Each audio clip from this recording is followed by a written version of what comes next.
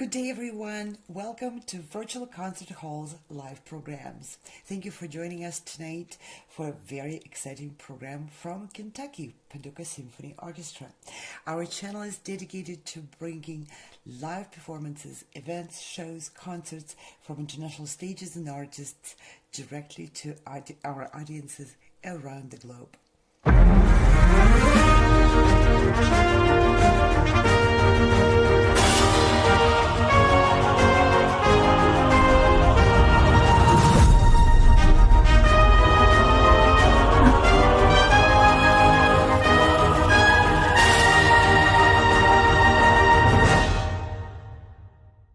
Welcome again to Virtual Concert Hall's live programs. I'm Anna Spinskaya and I'll be hosting tonight's program for you. Today we're following our filming crew on another exploration of music and musicians around the globe. And today we're presenting another concert, a live concert from Orchestras Worldwide Live. Today's program takes us to the United States, the state of Kentucky, for a grand opening of the Symphony Hall at the former Walter Jetton School, with Paducah Symphony Orchestra performing tonight's concert under the baton of its music director, Raffaele Livio Ponti. This concert and this broadcast were made possible in part thanks to our fabulous collaborators and supporters, the Paducah Symphony, Price Attractions, Choral Orchestra, Artist Ventures, and Cicciaroni Music and Arts. And let me just mention some of the major partners partnering with us on production of this program. Price Attractions. We are very, very grateful to our collaboration with the Price Attractions and its founder, artist advocate, Mr. Jack Price, who is formerly known as a world-class pianist Tikran Atamian. Price Attractions is focused on promoting artists and groups of the highest international caliber, such as Eroica Trio, the Romeros, and many others, as well as young rising stars, and on touring symphony orchestras worldwide. Cicciaroni Music and Arts, we are very, very grateful for the long ongoing collaboration which we have with Mr. Pear, the iClassical Academy, and with Miss De Jong and the Cicciaroni Music and Arts, their directors, Irma and John Ricardo, are our long-term supporters, and their help in producing our programs for the past nearly 5 years opened a lot of opportunities for musicians around the world for concerts, production of recordings, and much more. Thank you very much to your colleagues and friends. And I want to also take a quick moment to thank many, many other organizations and wonderful people who run those organizations and who had been in tremendously indispensable help and support in producing many concerts and many of these broadcasts. Thank you all very much. These are organizations run and led by musicians, forward-looking artists who join hands in support of each other and the young generation of upcoming artists as well. Thank you all very much. As always, we stream on every single major platform, audio, video, and broadcasting platforms. If you missed us on Vimeo, go to Facebook. If you didn't like using Facebook, you can see us on Instagram or YouTube, Twitch, and LinkedIn, on any of these platforms, as well as we're blessed with the support of a wide network of other platforms, privately owned and curated platforms around the world. Thank you, everyone, for valuing our programs and for letting the artists who are part of these programs be seen and appreciated by audiences around the world. And if you would like to join our community of artists, building human and cultural bridges and collaborations and bringing your art from all backgrounds to international venues for such collaborations, then apply to participate in our events. Our 24-25 auditions and concert season is in full fling, and we are promising incredible opportunities for performances, for artists, for orchestras, conductors, composers, everyone who is making music today. And I wanted to mention the Choral Orchestra project, which we have ongoing in its third season. This project had started with just a few orchestras who were interested in bringing rising stars to their programs, and now we're blessed with 18 orchestras worldwide participating. Their music directors, the representatives of the orchestras are auditioning artists for the inclusion in their wonderful seasons. And as you can see, Paducah Symphony Orchestra is one of our partners for Choral Orchestra, and we are very grateful for that partnership and, of course, for the opportunity to broadcast tonight's concert. There's quite a story about the Williams Symphony Hall and the relationship with the Paducah Symphony, which this orchestra has established with the community and the history of this venue. And today we will be presenting interviews which were recorded by James Welch, who is currently at the concert hall and helping with producing this broadcast. He was there for several days with the musicians of the orchestra, with soloists, with the administrators of the venue and the orchestra, and with the technical crew on the ground, and he was able to have some really interesting conversations with all those people who are creating and have created tonight's concert. This event is a grand opening of the Paducah Symphony Academy and marks a significant development in the cultural and educational scene for the community and the musical arts in Paducah, Kentucky. So we are very grateful for James Welch for traveling to Paducah and for meeting all the people, for helping out there, and for recording these wonderful interviews. And first I would like to introduce and offer to your attention the interview with Mr. Rhys King, who is the Chief Executive Officer of the Paducah Symphony, and he will take us on a quite an interesting tour of what was happening with the venue and how this relationship between the symphony and the hall developed. Privileged to have with us the Executive Director of the Paducah Symphony Orchestra, Rhys King. Welcome. Thank you. It's great to have you here. Appreciate you being here and doing this. It's going to be a great event. I'm super excited after hearing the rehearsals and working with Maestro Ponti and hearing him with Kate Lee and with Grace. Mm-hmm. It's just really, it's exciting, I have to say. And you're in a new venue that was an old venue that is a new venue now. And do you want to tell us a little bit about that? Sure. So this facility was originally built as Augusta Tillman High School in 1921, and then when the new Paducah Tillman High School opened in 58, this became a junior high school, but it closed down in the 70s. However, the classroom portion of the building housed the school board offices, the maintenance department, credit union, and so it was basically central office. Mm-hmm. But the auditorium was not used, and the Paducah Symphony was founded in 79, and I believe it was our third concert ever was performed in this facility. The school board was generous enough at that time to offer us the use of the auditorium. Nice. And being a new orchestra, that was a huge milestone and an important and pivotal piece to our success and sustainability was that we had a home, because so many new orchestras don't have a home.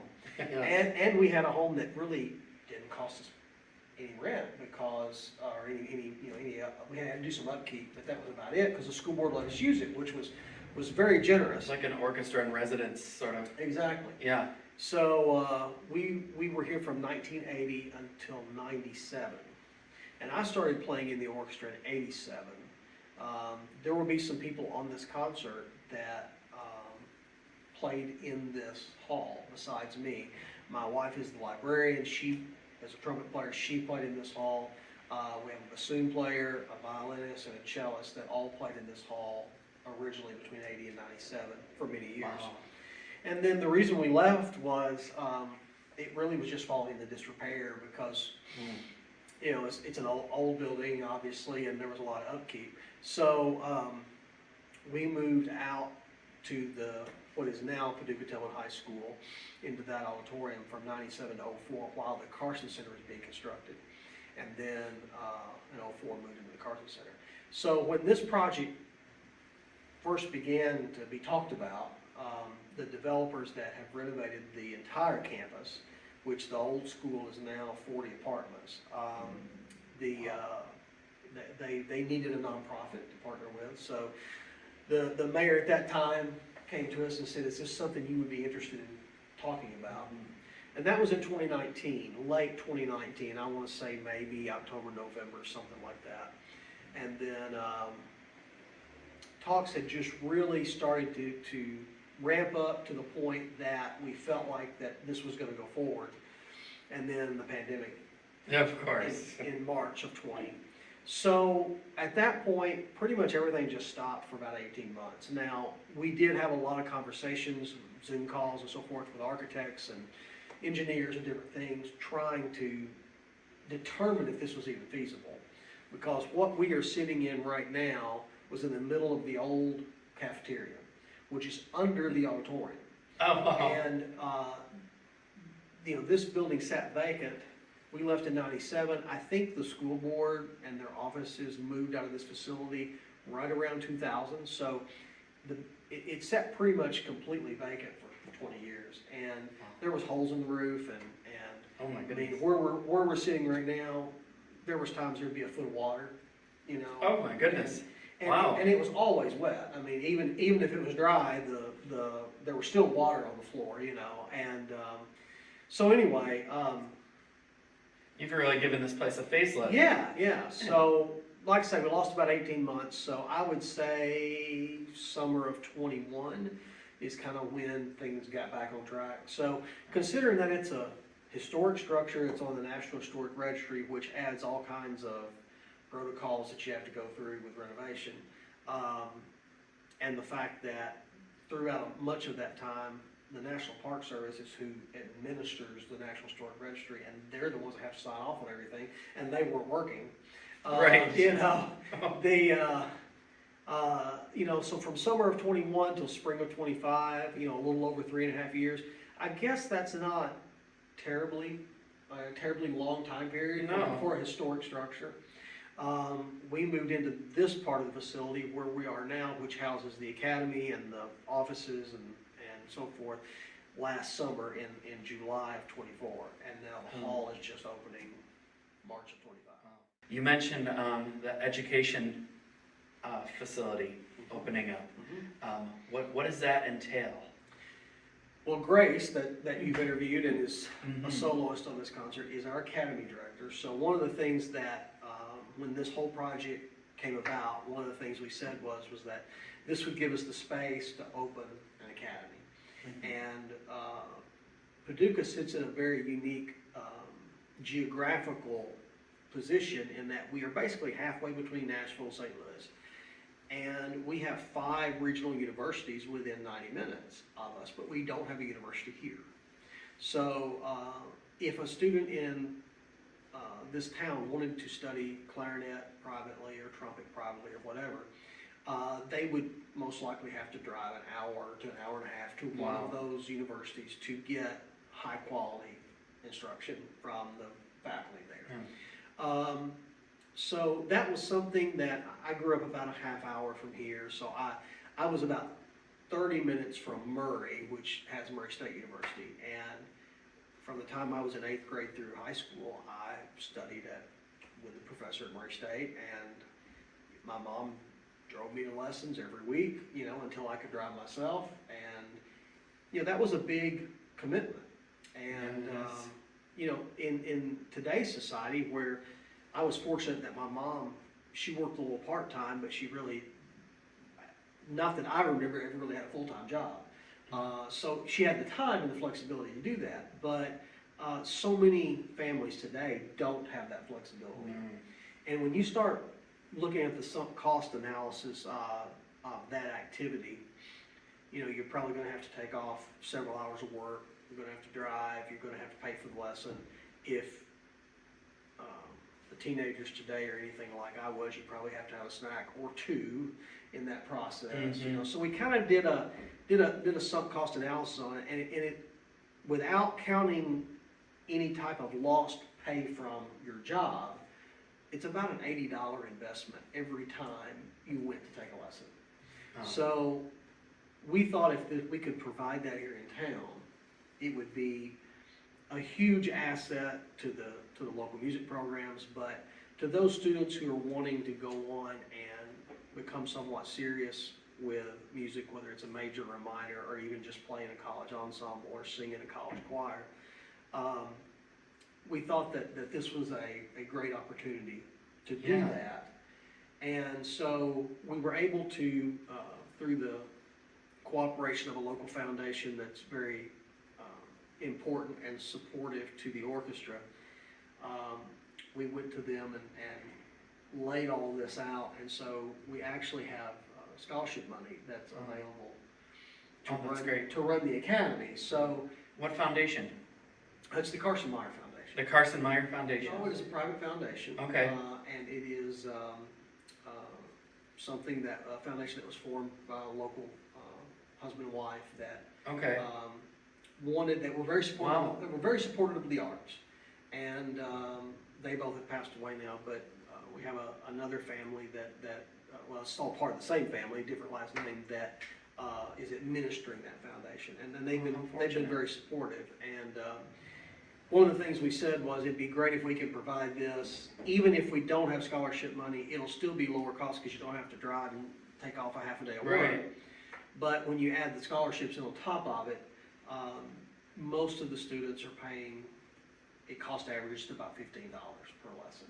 So considering that the market value is, $40 to $50 per lesson, and they don't have to drive and all of that and take off work, it's a huge It makes plus. everything that much easier. Yeah. And accessible. And we knew there was a need for it. I used to be a local band director in earlier years and still work with the schools a lot, so I knew the need was there. We kind of based all the models on 150 students, and the very first semester we had 97, which Wow. the first semester model was based on 80, so we beat the first model with enrollment. Wow. And then now we're in the second semester. The second semester model was based on 100, and we're at 123. Wow. That's incredible. In just 2 years? This is just the second semester. So 2 semesters? yeah, so we're in the middle of the Wow. second semester right Well, now. congratulations. It Thank sounds like you really knew exactly what this community needed Well, for music. I think it's been a big plus. And we're not trying to create a lot of professional musicians. I'm sure some of them will go on and study and do some high-level things, but no matter where they end up, and whether they're an accountant or a police officer or a nurse or whatever, they'll always remember they studied with the symphony. And maybe they'll be an art supporter wherever that is. Yeah. They'll be in your audience. Some of them may be Yeah. here, but they may be in other communities too. So we feel like the impact of this project is exponential.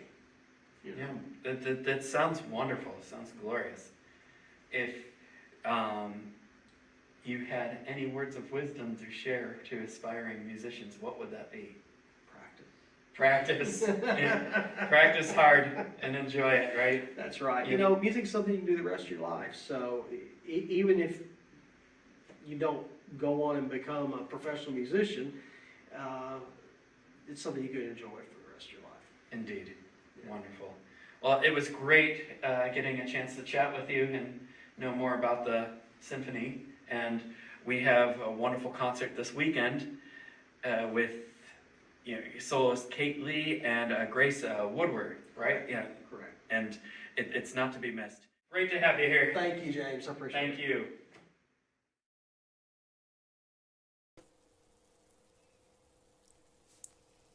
So then that was the interview which James Welt conducted with Rhys King, the Chief Executive Officer of the Paducah Symphony Orchestra. And indeed, this project is going to be is going to have an incredible impact on the community there. Next, we would like to offer the interview which was taken with Grace Woodworth. She will be soloing in the first half of the program, and she's also the director of the newly opened academy.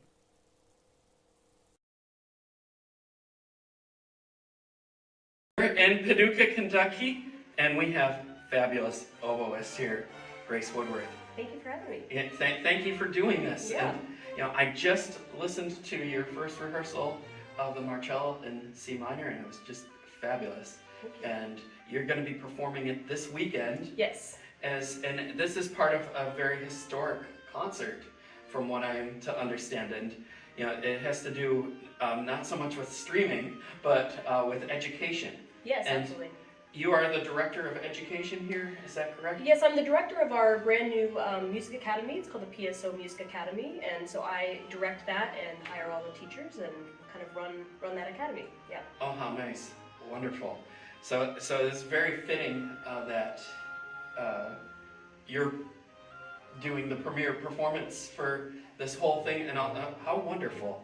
How long has this program been going, or is it brand new? It's fairly brand new. So we started last August of 2024. So we've been open about a semester and a half so far, and we've seen tremendous growth. We started with 98 students our first inaugural semester, which is pretty amazing, and we're up to 123, I think, now.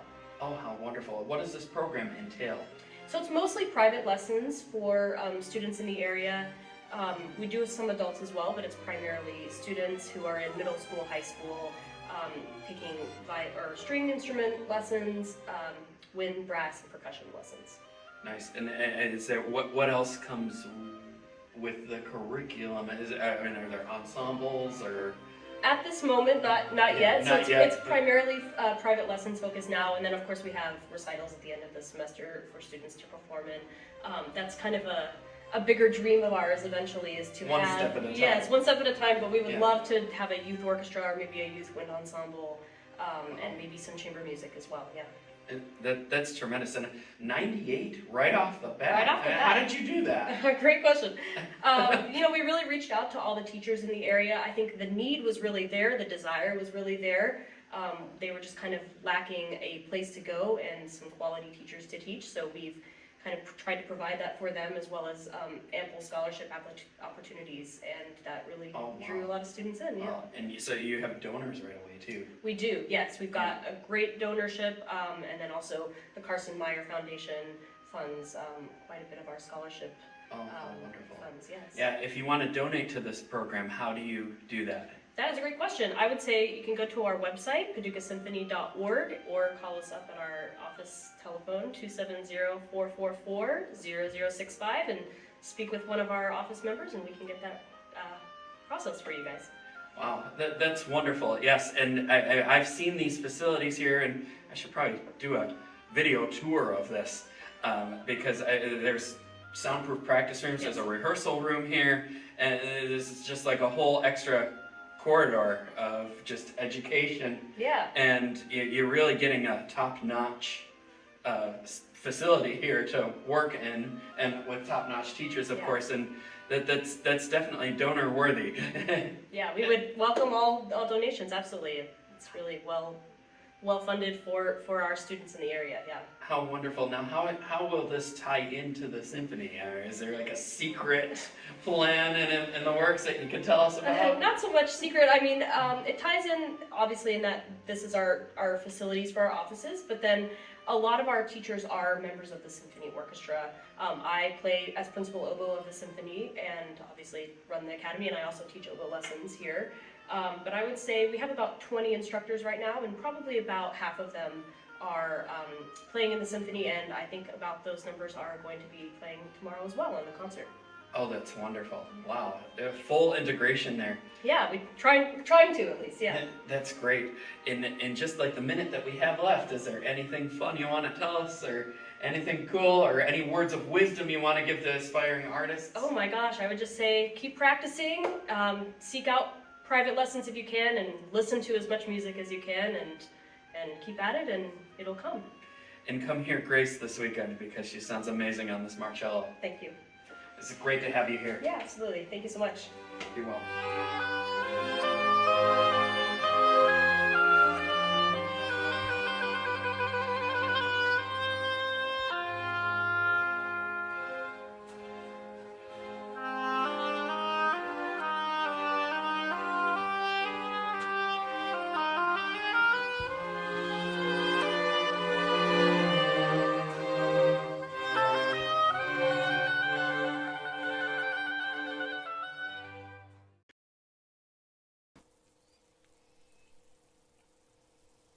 Paducah Symphony Orchestra is blessed with wonderful musicians, members of the orchestra, and very enthusiastic administrators, some very young and full of fire and desire to make the difference. You can see on the screen all the members of the orchestra. It's a very large orchestra and of the highest caliber. And of course, the symphony is also blessed by a whole community of sponsors, donors, and supporters, and we want to extend many, many thanks to those people and organizations who are supporting the arts education and looking forward to bringing the future to the young audiences and the young artists from the community on stages. Last but not the least, of course, we have a part, we will be able to show only the part of the in-depth interview which James Welch had with, of course, the music director of the Paducah Symphony, Maestro Raffaele Livio Ponti.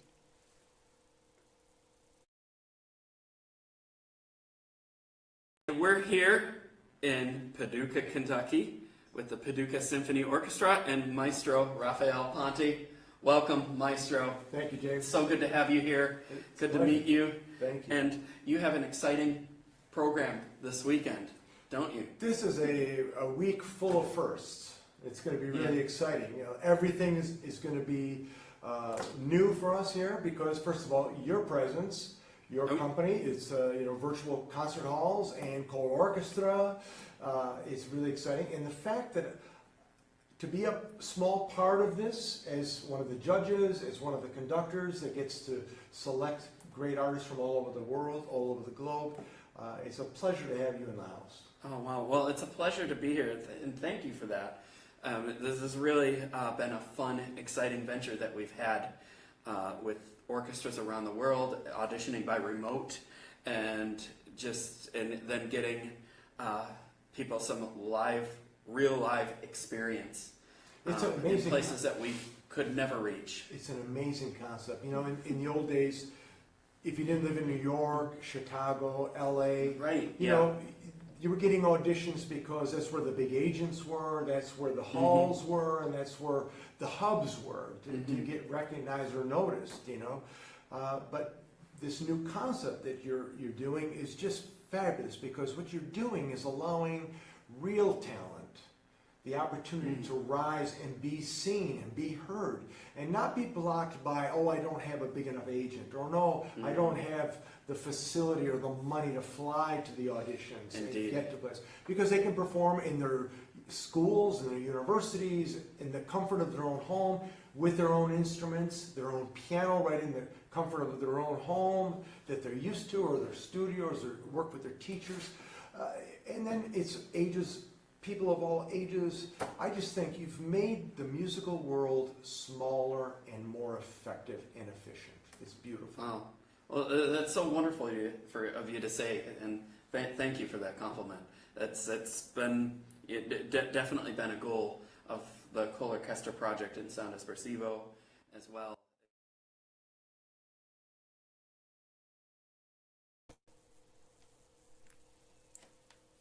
And it looks like the symphony is about to enter the stage, and we have some announcements from the stage at Paducah.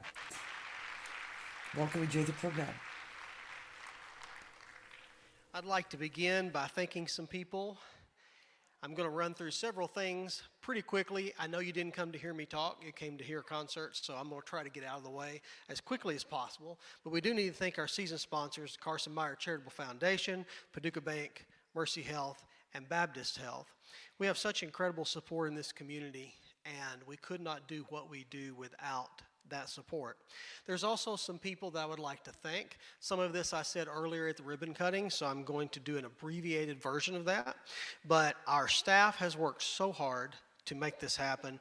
Todd, Grace, Bailey, Cindy, Rhonda, and I have to say, I have to recognize Morgan. She's here somewhere. I saw her once. There's Morgan Walker back there, right in front of the sound booth. She had so much to do with this building. We have such a supportive board. In fact, we have 2 board members that were founding board members. This is our 45th season, and they're still on the board. Richard Roof and Mike Resnick. I know Richard's here. I haven't seen Mike tonight. I don't know if he's here or not, but that just is an example of the longevity and the support that the Paducah Symphony has enjoyed over the years. I'd also like to thank the Marion Group. If you don't know who that is the developer that renovated this entire campus, both the apartments and the hall. They're the ones that came to us and the city with this idea back in 2019. And they have 4 representatives in the audience tonight, so we'd like to welcome them. I'd like to thank the maestro, who you'll see shortly here, for his support. I'd like to thank the city of Paducah and Mayor Bray. They have been partners through this whole process, and we certainly are grateful to them. And lastly, all of the donors in the community. As I said at the ribbon cutting, look what we did, and I mean we as in we, not the staff. It's we as the community. And I think when we work together, things like this become a reality. And for those of you that know what the building looked like, and you've seen the pictures, it's been a long process, but we're very proud and satisfied with the result. I'd also like to point out that tonight's concert, for the first time, we're doing something new, is being live streamed via virtual concert halls, and it's being live streamed worldwide.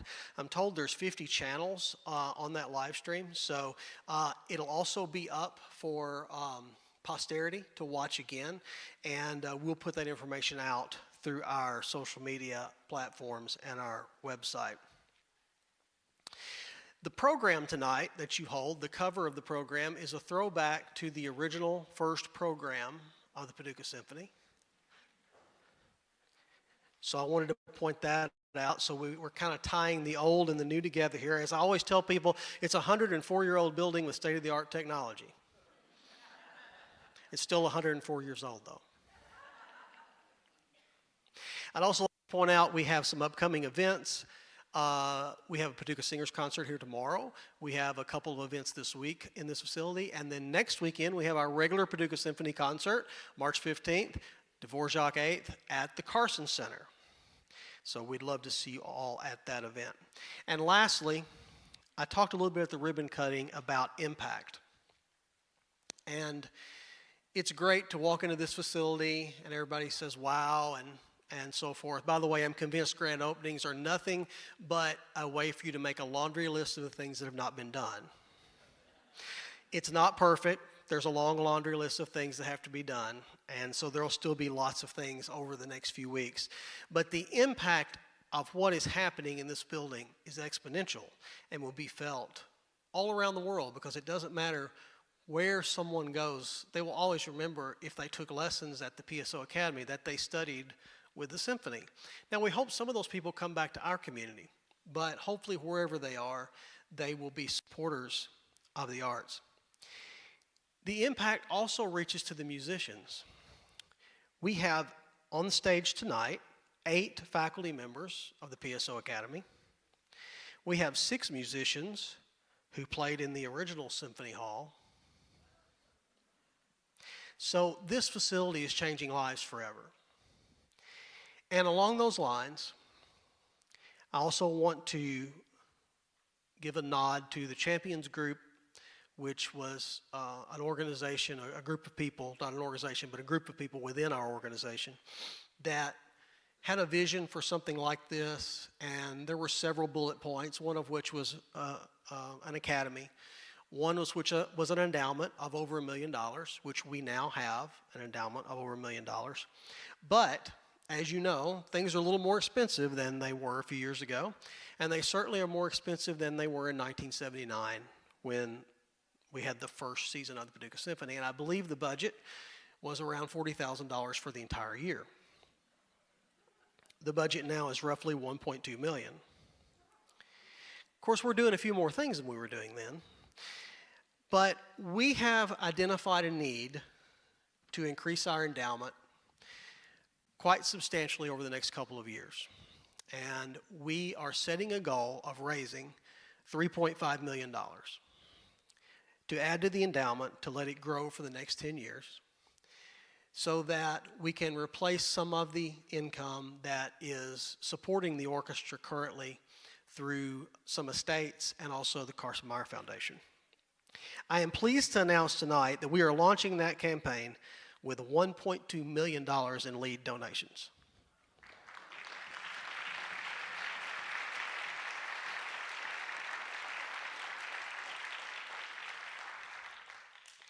Something like this is too special not to support. So I would ask each of you to consider, as you go forward, supporting the orchestra, whether it is through giving or giving to the endowment. And several have asked me tonight, how do I give to the Paducah Symphony, or how do I give to the endowment? You just specify, or to the Academy, you just specify what you want that gift to go to. But we do have to operate. We have to operate and give concerts now, but we also want this to be sustainable into the future. So I would encourage you to not only give to operations, but to also give to the endowment as you go forward. And encourage young people that you may know to enroll in the Academy. We have 123 students right now in the second semester.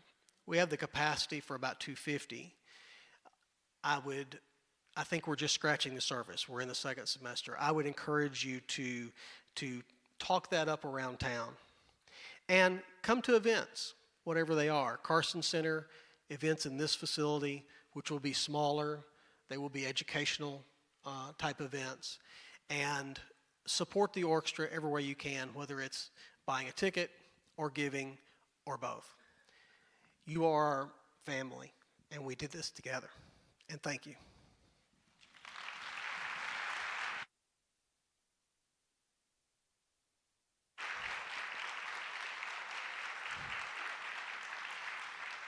And I almost forgot. Here's Allison Ogden, our board chair, and she's bringing all kinds of stuff. Yeah, I need the microphone. Thank you. Yeah? Okay. Thank you. That would be helpful. Well, I really, on behalf of the board, want to welcome all of you that have come, and many of you have been so generous in your support, not only for the orchestra, but for this facility. And you have to admit, it looks a lot different than it did a year ago.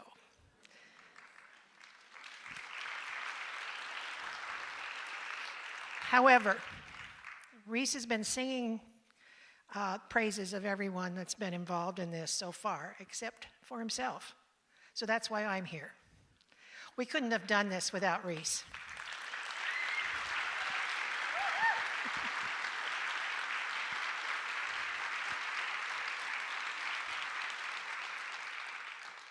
Since I've become the chair of the board, I'm well aware of the hours that he has put in, of the many times he has cleaned water out of the basement and washed windows or whatever else needed to be done. He's been here to do it. And for that, we want to thank you. The board wants to recognize you and your contributions in appreciation for your leadership and tireless efforts to bring quality, affordable, and accessible music education opportunities to our community through the development and opening of the Paducah Symphony Orchestra's Paducah Music Academy and the restoration of Symphony Hall. We thank you.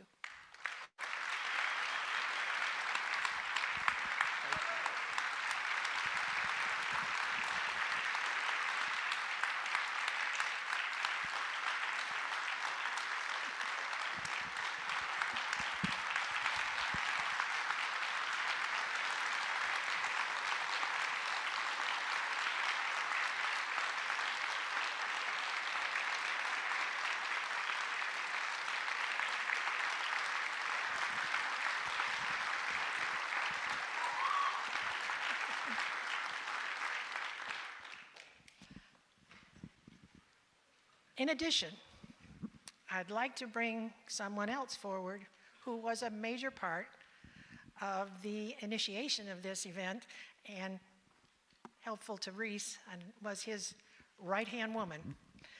I'd like to recognize Morgan Walker.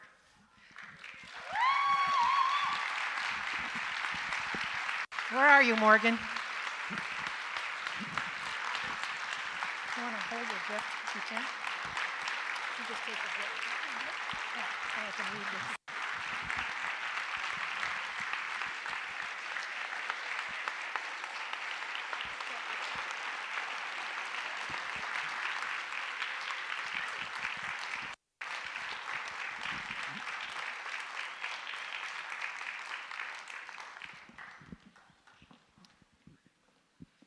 For those of you that don't know, Morgan worked for the symphony before she was offered an opportunity to run her own symphony in Shreveport, Louisiana, and sadly left us. But she's doing wonderfully well in the community for that new opportunity. However, she was here from the beginning. She got to tussle with some of the electricians, the contractors, was Johnny on the spot checking everything out, and like I said, gave Reese an enormous amount of support, and I know he's been sad since she left. So, on behalf of the board, in recognition of your tireless efforts and contributions toward bringing the Paducah Symphony Orchestra's Paducah Music Academy and the restoration of Symphony Hall to fruition. Thank you, Morgan.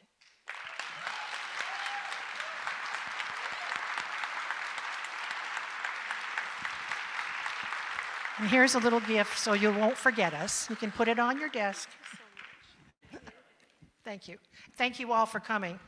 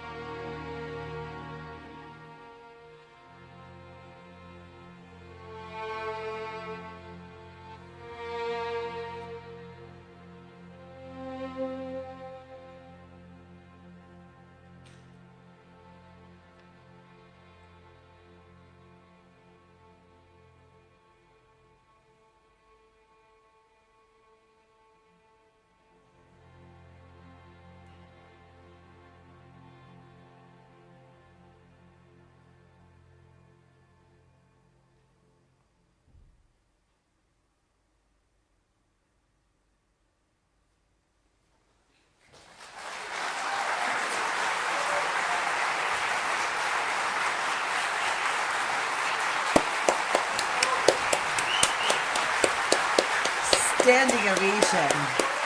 The hall is full, no seats empty.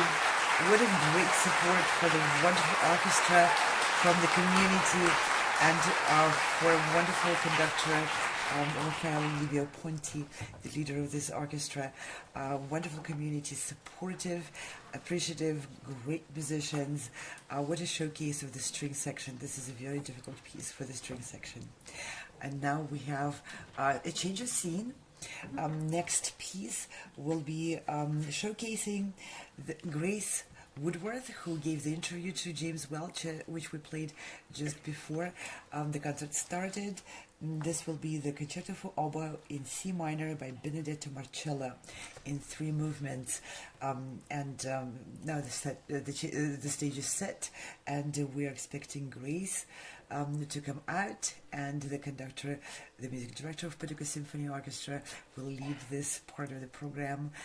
Welcome on stage Grace Woodworth, oboe, and Raffaele Livio Ponti. Yes, of course, the orchestra needs that 440A tuning, and we thank all the wonderful musicians of the orchestra who are on stage today.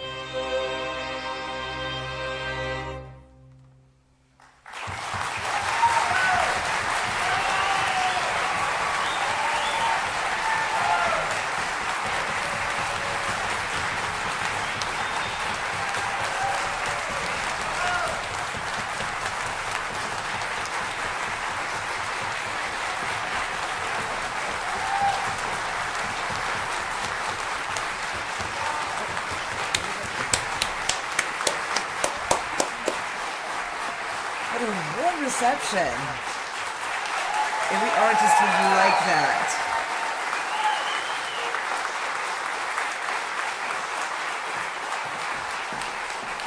The audience clearly enjoys the concert, and there is a lot to enjoy in this concert. Beautiful playing, wonderful setting, great celebration of the opening of the concert hall. We are heading into the intermission, and we would like to go backstage and see the interview with the music director of the orchestra, Raffaele Livio Ponti.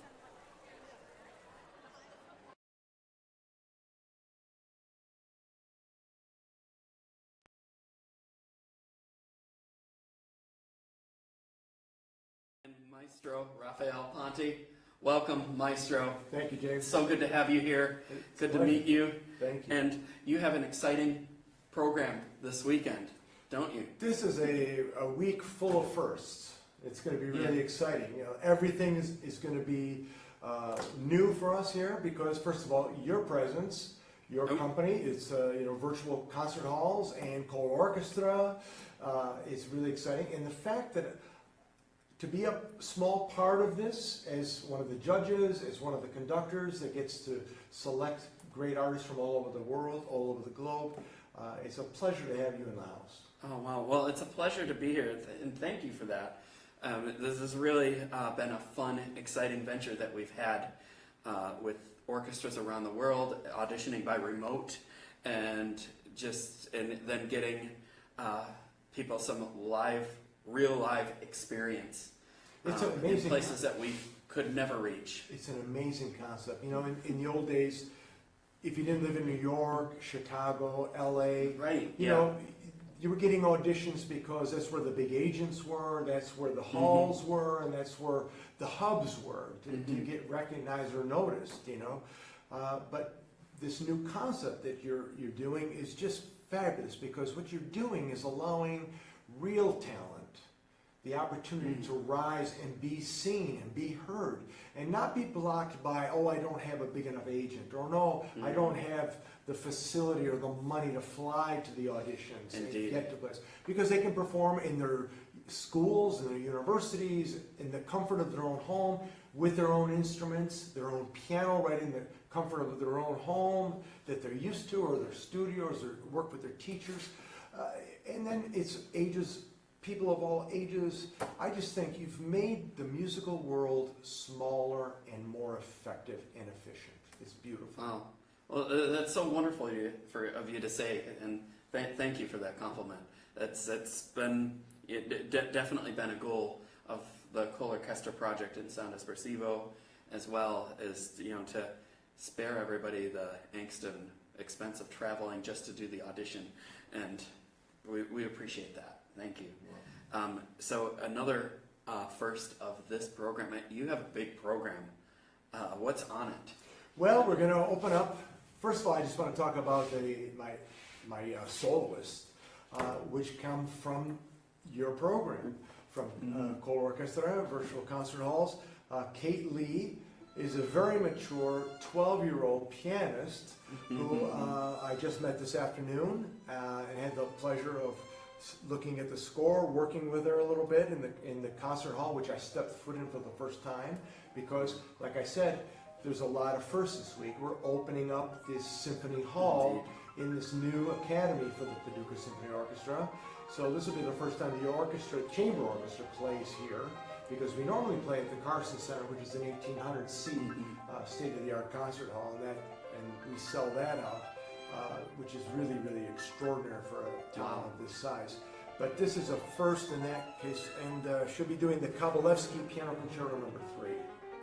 The youth concerto. The youth concerto, but this is there's nothing youthful about it when you look at the notes. I'm studying the score thinking I may not be old enough to conduct it because it's so difficult. There's nothing about it that's youthful.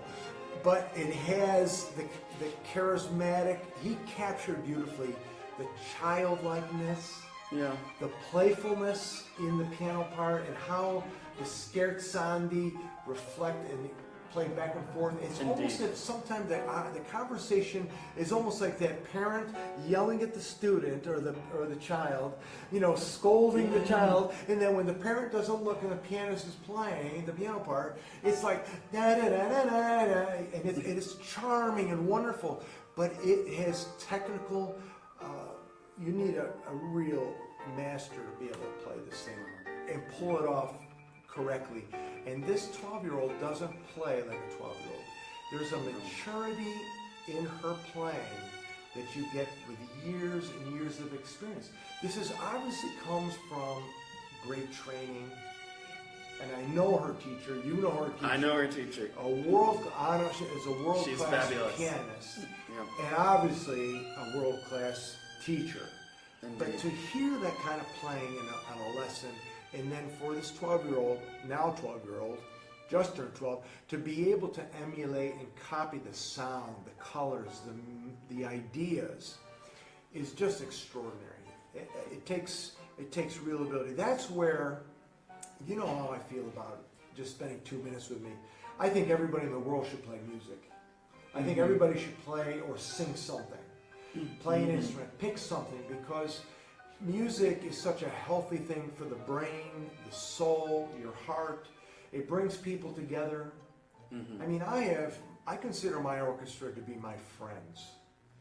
And if it wasn't for the love of music and the love of making good music, let me even qualify that.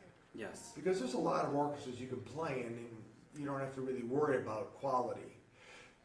But these people come together to play well for me. And I give them everything I have, and they give me in return everything they have. So they're my friends. But if it wasn't for music, I would walk right by them on the sidewalk and miss an opportunity to meet beautiful people. You see? Yeah. If it wasn't for Kabalevsky, I wouldn't have the chance to meet Kate Lee and her lovely parents and have this opportunity to make music on this high level with such an extraordinary young talent.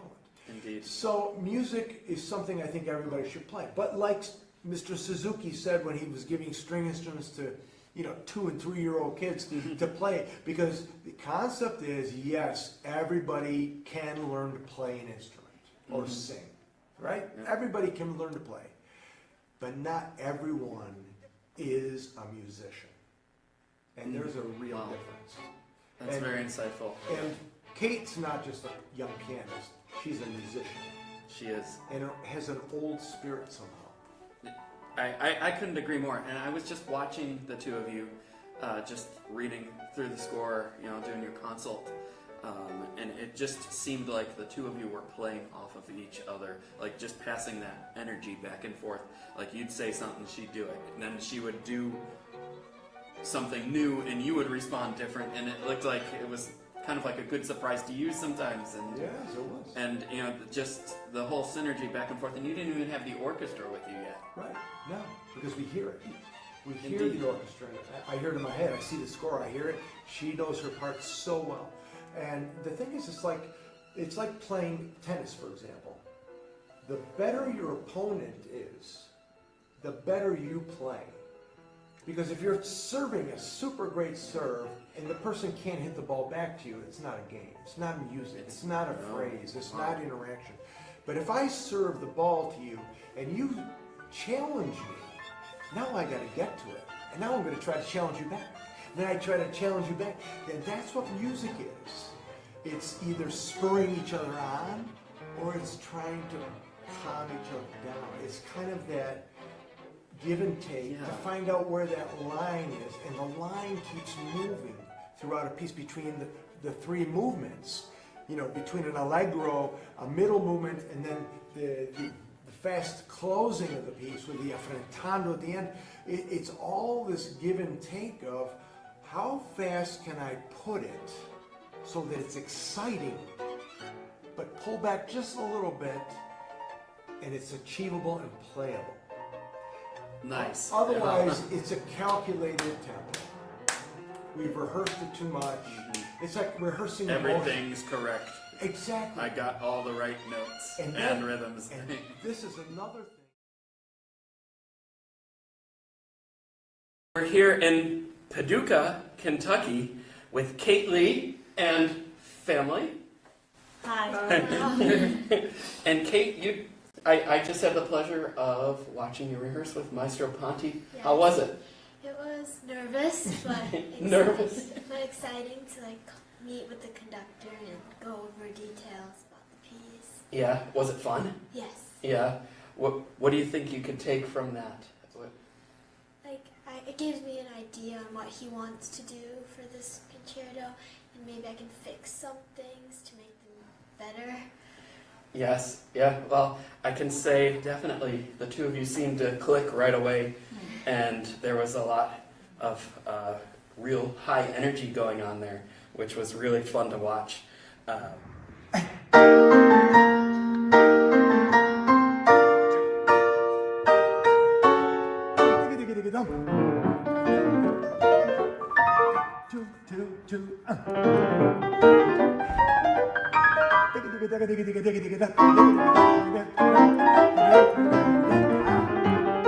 What makes this weekend special for you?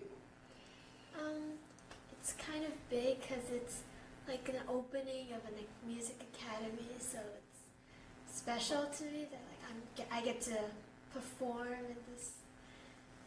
Indeed, yeah. This whole place has been redone. I've been told it used to be their place, and they moved, and now they're moving back, and they gave it a whole facelift. And you're playing a new piano. Yes. Yeah. Do you know about this piano? Like, what's special about it? I heard it's like a piano where if someone has another piano, they can hear me play on their piano. Yeah. You can use it. You can record, and then I think record it to an iPad, and then play it back. So, I mean, they could record today's rehearsal and then play it back on Saturday. You could go home early. I don't know if people would like that, but that would be a real test of the piano. But yeah, you could take that recording and just play it with other symphonies. Yeah. Here's Kate Lee, in ghost form. Wonderful. I look forward to seeing how that might work out. Maybe they can play it back for us later. Yeah. That would be fun. So you have been all over, haven't you? Yes, I have. Yeah, and you've put is this your second performance of the Kabalevsky? Will this be? Yes, this Yeah. is my second. You played the first one with us in Cairo. Yes, I Yeah. have. How do you feel? Do you feel different about it now that you've played it once before? I feel less nervous. I feel more prepared because I already performed it once with the Cairo Orchestra. Indeed. Do you have a cool dress? Yes. Yeah. What color is it? It's purple. Purple. Wonderful.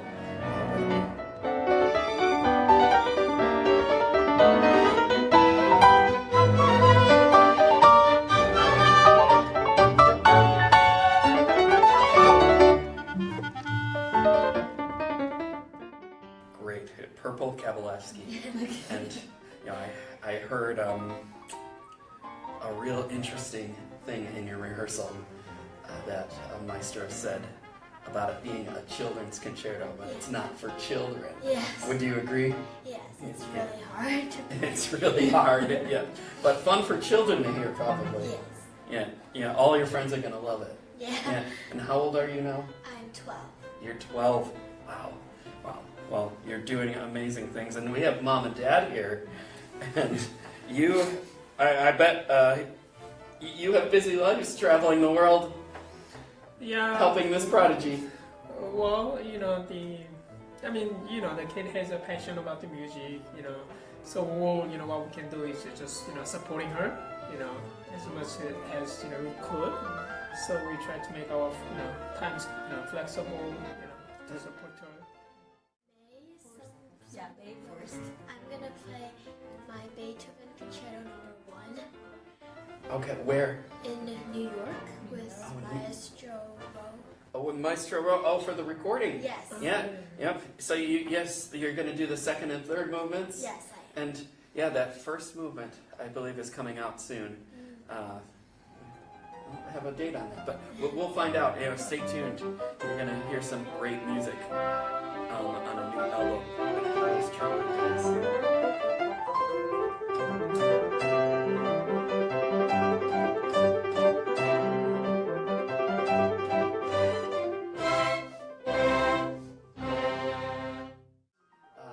We look forward to hearing you this weekend, tomorrow, with Maestro Ponti.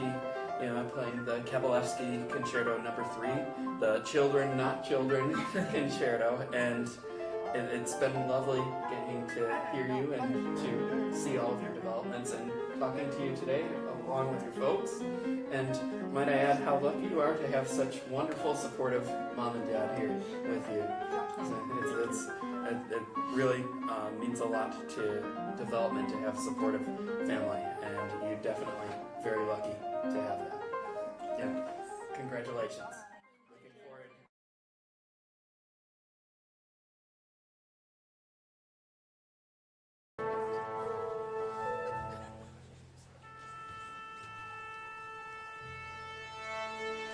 And now the orchestra is tuning again for the second half of the concert, the grand opening of the Paducah Symphony Academy, and the new venue, the renovated venue for the orchestra, which is this is the cutting of the ribbon. This is the very first concert in that venue. The orchestra is very grateful, and now Kate Lee is entering the stage, followed by music director Maestro Ponti for the Kabalevsky Concerto Number 3 for piano and orchestra. Looking forward to that. Enjoy.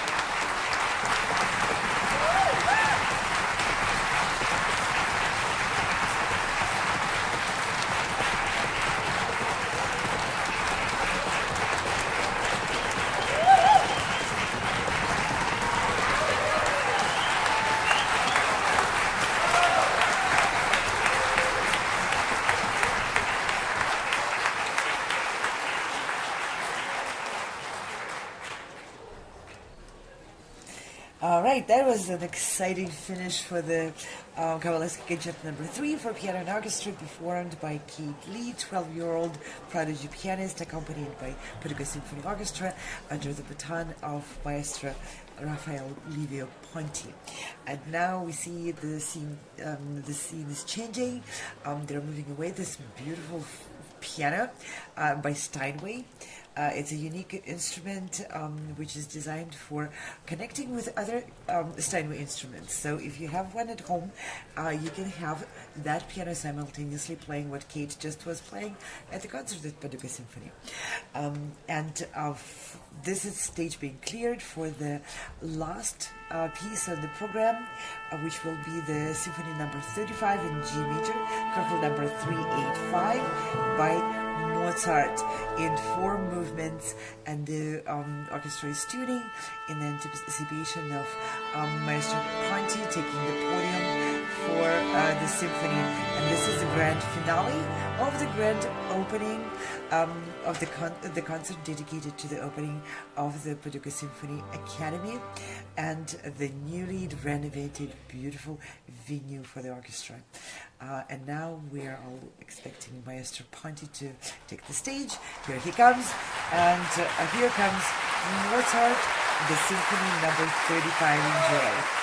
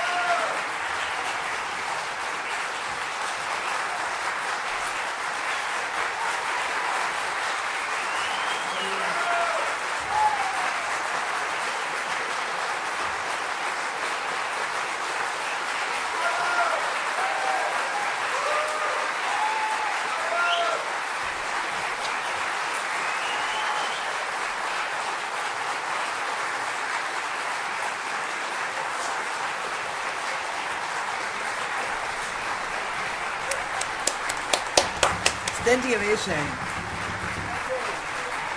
And Maestro Ponti enters the stage again for more bowing.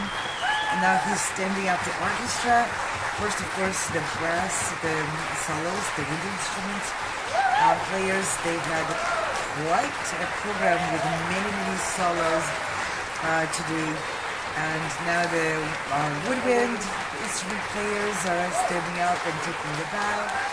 And now the percussion and the basses, and now finally Maestro Ponti's gesturing the string sections to stand up and take the bow.